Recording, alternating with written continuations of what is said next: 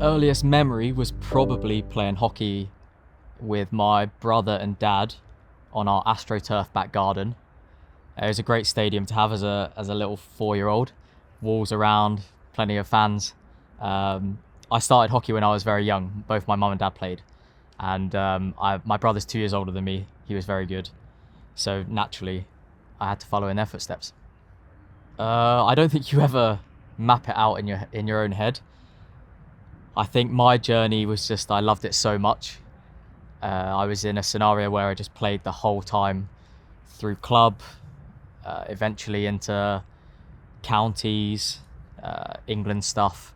And I think just from there, I just followed the pathway all the way up. Obviously it didn't just look linear like this. It was like everyone's, ebbed and flowed. But I think my journey began just loving the game, embracing it. It was part of my life, and I just continued on from that. I think it's the case of everyone growing up, whether it's and your hobbies, and they start to become more and more important to you in your life, whether that's sport, music, drama. Everyone understands that you have to make sacrifices to some degree, and they're some of them are fairly standard in the sense of when you're at school, you have to prioritize going to a training camp over going to the pub with your mates or to your friends' houses for socials. I'm so intent on the goals that I'm committing to with my hockey career. I've made that choice. And look, elite sport isn't for everyone. Some people are more talented hockey players than I ever was that chose not to go down that route. I'm reluctant to use the word sacrifice because I don't always see it like that.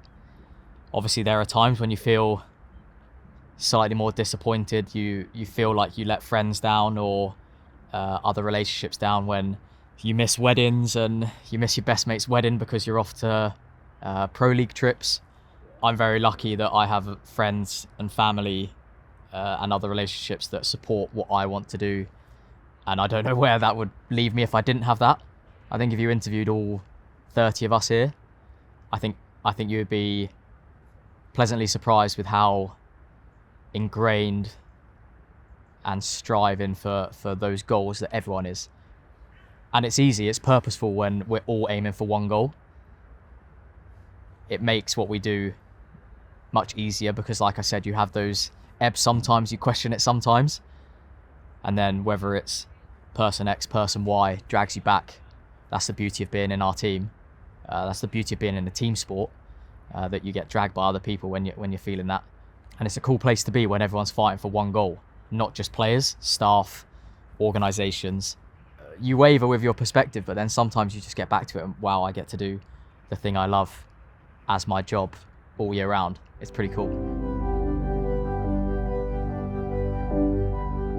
If you took my hockey CV, you would think, wow, this guy has had it easy and he's had a perfect path to the senior team and the Olympic Games. And again, just like any of the other lads who you would also think the same thing, it's been far from that. Whether that's England under 16s not being picked and you're crying next to your mum because you're not making the Four Nations, to what I went through back in 2015. And obviously the 2015 fall, it's 10 years ago now, was the biggest dent to that progression. For those that don't know, I had a pretty major accident. I fell 15 feet. I fractured my skull here and here. I broke my back. So I was in a bad way. The fractures were fine. It was the brain injury that was the worry to my parents and my brother and my friends.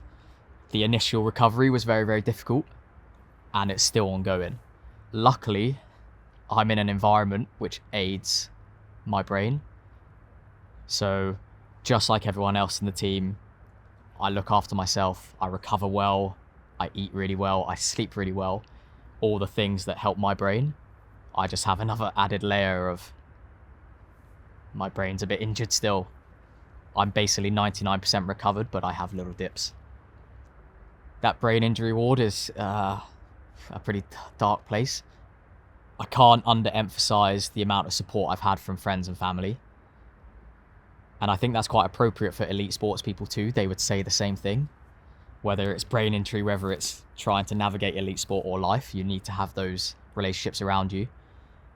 I'm still friends somehow with 4 of my closest mates from university.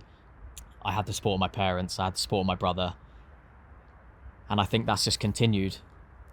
The nice thing about that injury is that I recognised quite early how much that support, I value that support.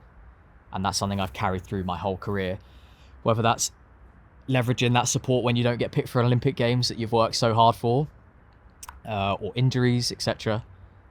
I think that's the biggest thing that I've taken from that, and that's the one way that I've navigated this injury, is the guy supporting me through some of the deeper moments. I think that's why I love team sports so much, is because when I do have those dips, because I still do, there are some issues that are ongoing with the brain injury. You know, the symptoms show up when you're tired, when you're fatigued. Well, it's what I do every day. I push myself to limits every day, so they always show up. And you just have guys that have been there throughout the journey that will just give you a little bit of leeway. And even though they're not necessarily going above and beyond in massive experiences or anything like that, having some leeway from friends that just say like, hey, we'll get through it. And I could name 50 to 100 people that have been there. You know, it's so valuable. When you have a head injury, it's pretty worrying going back to hockey when you have this ball flying at 1,000,000 miles an hour and it weighs a lot.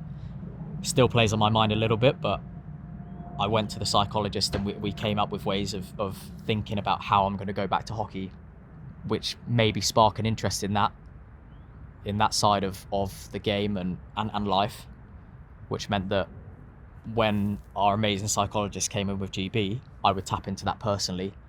And I would definitely say I've learned a lot from them, which has definitely developed my game significantly, yeah.